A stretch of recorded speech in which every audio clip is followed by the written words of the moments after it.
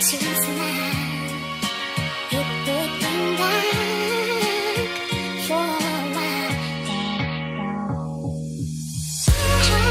it's Joshua Vergara. What's going on, everybody? And these are our final thoughts on the OnePlus 5T. Now, I say final thoughts because we've already done an initial review on the OnePlus 5T, and we wanted to spend a little bit more time with it to make sure we brought you our real final thoughts. And that's what you're getting today. If you want to check on the initial review, you can see the card that's appearing right now, or go to the link in the description. And if you want even more detail on this device, you can head over to AndroidAuthority.com and read the full written review written by myself and David Imel.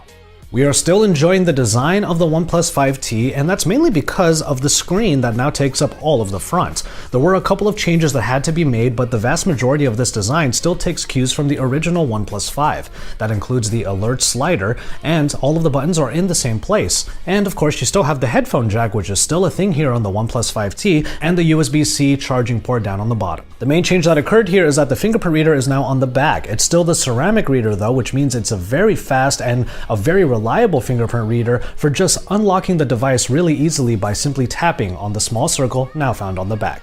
But speaking of security, there is another way of unlocking the device now, and it is comparably quick to the fingerprint reader, and it's called Face Unlock. After putting your data into the device, you will be able to just look at the phone, and when you hit the power button, it will go straight into the interface. It is a bit scary quick, but in our testing so far, we haven't really been able to fool it, which is nice to know.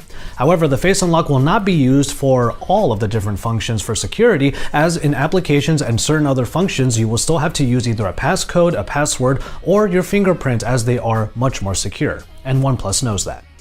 So there really isn't too much else that we can say about the design of the OnePlus 5T, but there is one nod that we want to give to OnePlus's dedication to first-party accessories. And that's because we got a bunch of cases with our review units, and to be honest, they're all pretty high quality. There's a red case that we used for a little while that really makes the phone stand out, but we did go back to the sandstone material for that case, and that's the one we've been using on our review unit. It's a bit of a throwback and reminds us of the time when these materials used to be what you actually got on the phone itself. So we can talk about that display. It's a 6-inch display coming in at full HD resolution, and it is an AMOLED panel, which means that the colors look really great, and OnePlus has done a great job of tuning it for its version of Android, Oxygen OS. If you do want to change the way that color is displayed on this screen, then you can go into the settings and go to color calibration. It does include a mode for sRGB, an adaptive mode, and you can actually get a slider that allows you to go completely cool or completely warm. It's nice to have this level of control over the display, but there are also some extra features that return from the OnePlus 5. One of the favorites is a reading mode, which I've already used for the Amazon Kindle application, and it has helped in making a long reading session even more comfortable. Aside from not moving to Quad HD resolution, there's really only one other missed opportunity when it comes to the OnePlus 5T's display, and that is the ambient display. It looks great, but we think that just a little bit of tweaking could have made this a great always-on display as well. But maybe not having an always-on display on here is one of OnePlus's ways of ensuring good battery life. And to be honest, our OnePlus 5Ts have had great battery life. With the 3300 mAh unit in here, we were able to get an average of over 5 hours of screen on time. But in my experience in particular, I actually got a few days where I had about 7.5 hours of screen on time throughout an entire 12 to 16 hour day. And of course, you can use dash charging to get the phone back up and running in no time at all. The rest of the hardware is still high quality like in the OnePlus 5, and they are the best specifications that are available now. The Snapdragon 835 is backed up by either 6 or 8 gigabytes of RAM, and then 64 or 128 gigabytes of onboard storage. You can also use dual SIM on here, but there is no SD card slot. Sound quality has been good across the board, including with calls on Facebook Messenger or otherwise, where we had clear calls and the people on the other side of the line said that we sounded loud and clear. The headphone jack returns, which is probably going to be good news for a lot of users out there, and it's a pretty good yet standard experience. If you have a good pair of headphones, then they're going to sound fine on here, but you do get a little bit of control in an audio tuner if you want to change that up a bit. And when it comes to Bluetooth headphones, you can even select what kind of codec it outputs to your Bluetooth headset. One thing I do want to give another nod to is the speaker. It's a bottom-mounted speaker, which is not ideal, but it still gets really loud without piercing the highs or muddling the lows. Now, I actually tested this while taking showers, which I think a lot of people do from time to time, and the OnePlus 5T turns out to be the loudest one that I've used without having a bad sound profile. But I did have to make sure the phone was outside of the shower doors because this phone does not have an IP certification. So finally we can get into the camera, and this dual lens here does not have a zoom lens like before on the OnePlus 5, which had a 2x optical zoom. This time you have a 20 megapixel f1.7 RGB sensor that is activated in low light situations so that it can group 4 pixels together for even better low light shots. Now that's a really lofty claim to make, and we wanted to test it against other phones like the original OnePlus 5, but also mainly the Pixel 2.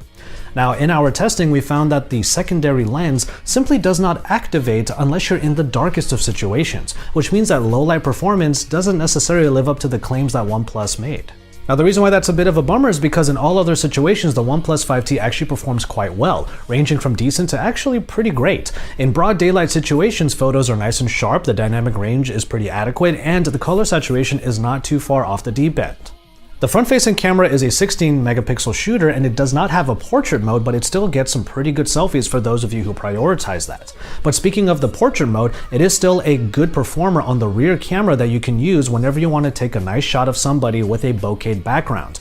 But without that optically zoomed lens, there is a wider angle to it, so you're going to get more in the background behind the sharp subject. We also tested the 4K video recording, which yielded some pretty good footage that is helped along by EIS, so that shaky footage will actually be stabilized a little bit better this time around.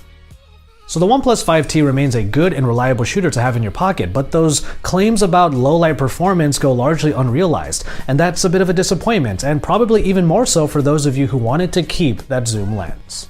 We're going to end this off with software and Oxygen OS, which, pun intended, it's a breath of fresh air. Oxygen OS has become one of our favorite versions of Android simply because it doesn't try too hard. A new feature in this version of Oxygen OS is parallel apps, where you can have multiple versions of the same social media application if you do want to be able to change between them for different accounts. But aside from that, there are some other features that return here, but they've been refined, and overall, just the look of Oxygen OS has been further polished. It's as if Oxygen OS is coming of age, if you will. The app folders have a distinct but simplistic look, and the entire interface provides some customization options that are equal parts powerful yet subtle. For example, changing to the dark mode completely changes the way you look at Oxygen OS, and then changing the accent colors provides just that little bit of detail that makes it a personalized experience. Back at the home screens, you still have the shelf, which is a great place to put some widgets so that they don't cover up the wallpaper. And OnePlus includes a bunch of wallpapers that look wonderful on this AMOLED display, on top of pictures that were actually taken with OnePlus 5Ts that double as great backgrounds as well. And finally, if you need some extra customization, you can actually change the function of the soft keys so that you can change what they do if you hold on either of the buttons or double tap them. Oxygen OS refrains from having too many features or applications, and thus it also keeps from having redundancies. So it's a breath of fresh air to be able to say again that Oxygen OS is simplistically elegant. And this entire package comes in at a price that undercuts a lot of the main flagships out there. At $500 for the base model, you will be able to get a wonderful Android experience with a good camera and good hardware that screams premium, and you won't have to pay an arm and a leg. In a world where we're paying up to $1,000 for phones that have so many features in them that we might not ever use, it's great to be able to go back to the basics and just provide an experience that is incredibly reliable and something that you might be able to use for the better part of the next year or two. And you only have to pay $499 for it. So yes, we do think that people would have a great time with the OnePlus 5T, especially since it won't be so hard on the wallet.